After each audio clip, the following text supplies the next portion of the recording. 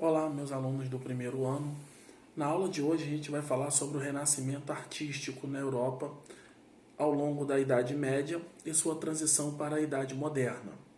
Ainda que o Renascimento tenha se formado com base em condições econômicas e sociais favorecidas pelo renascimento comercial e pelo renascimento urbano, deve-se, no entanto, buscar suas raízes no movimento intelectual de toda a geração de renascentistas, o humanismo. As origens do humanismo podem ser encontradas, entre outras razões, na retomada dos estudos do direito romano na Europa a partir da Baixa Idade Média, patrocinada pela burguesia interessada na defesa de seus interesses. A busca pelos manuscritos antigos ia de textos jurídicos aos textos relativos à literatura, artes e ciências.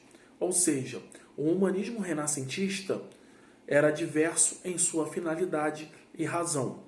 A retomada dos estudos da Antiguidade Clássica fez com que muitos letrados propusessem um novo ideal cultural, baseado no antropocentrismo da cultura greco-romana. O humanista era aquele que buscava o saber em todos os campos, não apenas no científico, mas também filosófico e artístico. Assim, o humanismo passava a ideia de um ser humano universal, que dominava várias áreas de conhecimento e era capaz de atuar no mundo que se transformava rapidamente. Então, o contexto no qual o Renascimento ele se desenvolveu, ele resultou da conjuração de uma série de fatores que se formaram na Baixa Idade Média Europeia.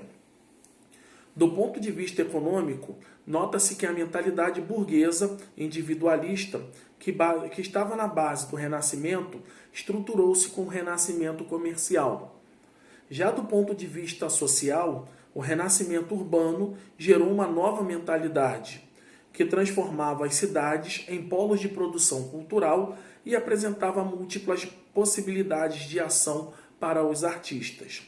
Com isso, a retomada dos estudos clássicos também teve papel fundamental e intensificou-se com o estreitamento das relações comerciais entre a Europa e o Oriente, onde muitas obras já eram conhecidas, estudadas e difundidas por intelectuais bizantinos e árabes. Nesse sentido, a tomada de Constantinopla pelos turcos, provocando a fuga de muitos intelectuais para a Europa e as pesquisas científicas para a concretização da expansão marítima, contribuíram para a estruturação do Renascimento. A invenção da imprensa em meados do século XV foi outro fator importante na difusão do movimento renascentista, pois popularizou as obras literárias clássicas e propiciou a maior circulação de ideias entre os intelectuais desse período.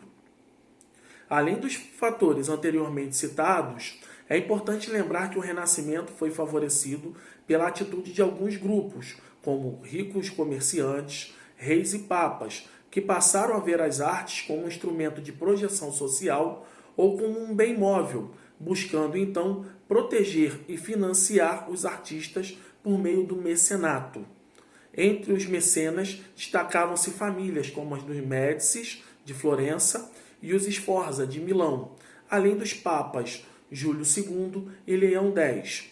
Assim, o conjunto de fatores que levaram ao Renascimento possibilitaram a formação de artistas e intelectuais que enalteciam novos valores, como o individualismo, o antropocentrismo, o racionalismo, o naturalismo e o hedonismo, em plena convivência com valores e ideais religiosos medievais.